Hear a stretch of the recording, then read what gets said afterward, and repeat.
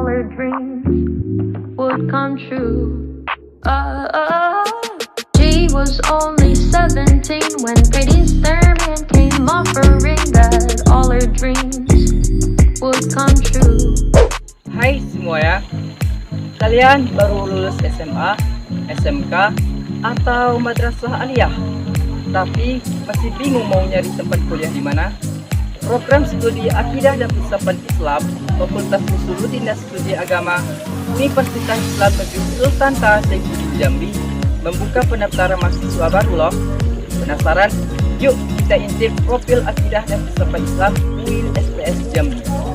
Akidah dan Filsafat Islam UIN SPS Jambi mempunyai visi unggul dalam membumikan keilmuan akidah dan filsafat Islam dengan jiwa kewirausahaan.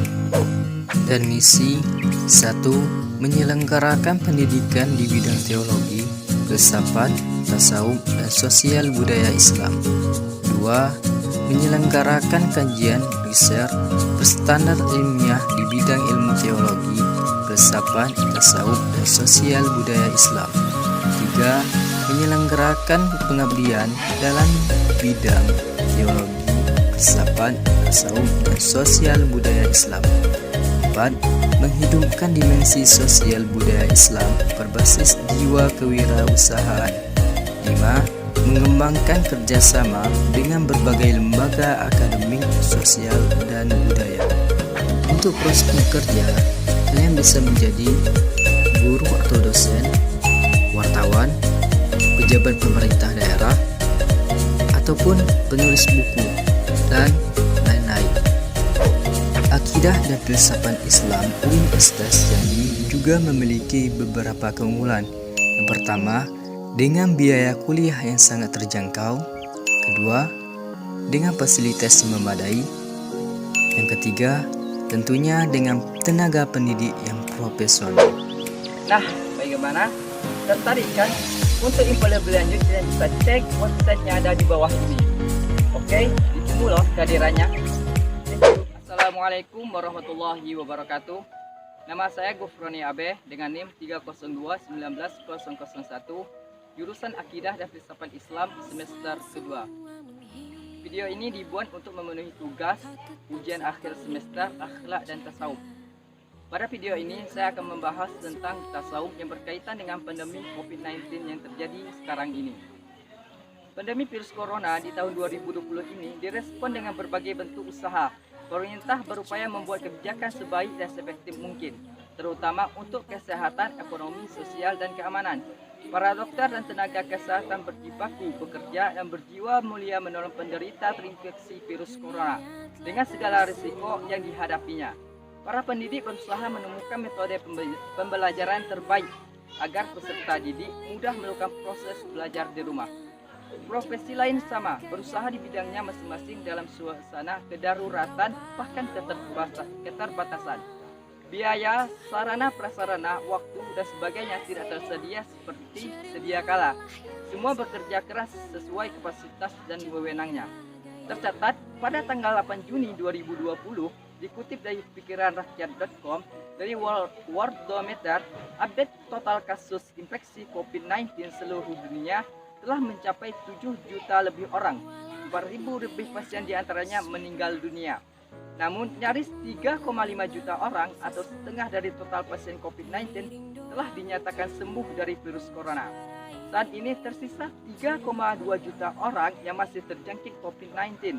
Sekitar 2% atau 53 pasien dari kasus aktif tersebut dalam kondisi kritis.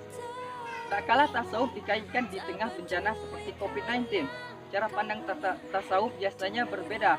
Menurut ilmu tasawuf, bahwa bencana merupakan ketakutan al-khauf karena wabah virus corona atau bencana alam seperti kelaparan, krisis ekonomi, ancaman keselamatan jiwa, serta krisis pangan, tak lebih dari sekedar ujian yang hanya perlu direspon manusia dengan bersikap sabar, tidak panik, apalagi menciptakan masalah baru.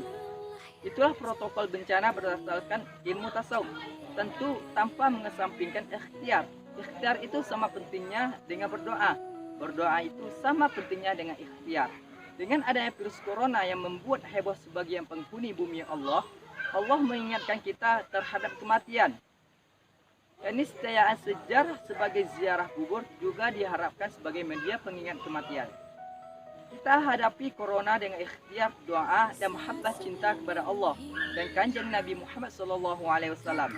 Kita jadikan wabah virus corona ini sebagai pemantik untuk mencintai Allah dan Rasulnya di atas yang lain. Halawatul iman, manisnya iman, hanya bisa dirasakan dengan cinta Allah dan Rasulnya. Selain itu, wabah pandemi COVID-19 dalam artian tasawuf sangat penting di tengah pandemi ini. Ada beberapa tafsiran mengenai arti penting tasawuf itu sendiri. Seperti, dengan adanya pandemi ini, kita diharuskan mensucikan diri secara lahiriah, seperti berwudu atau membersihkan cuci tangan, namun juga membersihkan secara batiniah dari penyakit batin. Mensucikan ini bertujuan untuk mendekatkan diri kepada Allah. Sebagai pengatur, batas waktu pandemi ini akan berakhir. Kita juga dituntut untuk senantiasa berprasangka baik kepada Allah mengenai turunnya pandemi ini.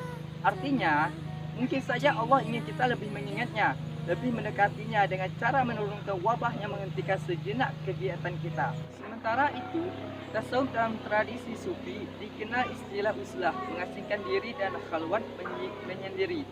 Tujuan beruzlah ini agar umat manusia selalu bertafakur kepada Allah. Oleh karena itu, di tengah wabah pandemi virus corona, maka uzlah dan khalwat dapat dimaknai menjauhkan diri dari tempat-tempat keramaian, kerumunan yang dapat membahayakan nyawa sendiri, karena di tengah keramaian itu terdapat sumber penyakit lahir maupun penyakit batin. Khalwat yang dilakukan dalam waktu yang panjang maka disebut uzlah. Perilaku inilah yang saat ini dibutuhkan oleh masyarakat Indonesia.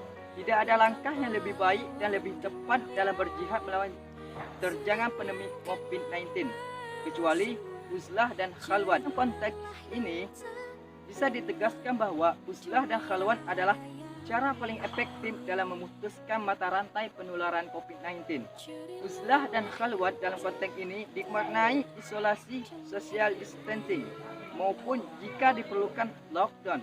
Inilah khalwat dan uzlah, doktrin tasawuf yang mesti harus dipraktikkan dalam memutus mata rantai penyebaran COVID-19. Dengan melakukan berkhalwat dan beruzlah dengan tujuan mendekatkan diri kepada Allah, sesungguhnya kita sedang melakukan hal-hal yang ilmiah yang diterima akal sehat. Kita bisa beribadah dan takarrub pada Allah di bilik rumah. Sementara itu, dalam perspektif tasawuf akhlaki, umat Islam harus tetap tenang dan patuh terhadap ulama-ulama dan pemerintah di Indonesia. Ini adalah suatu hal yang baru. Ini adalah suatu hal yang harus kita patuhi. Ini termasuk akhlak yang mematuhi sama ulama.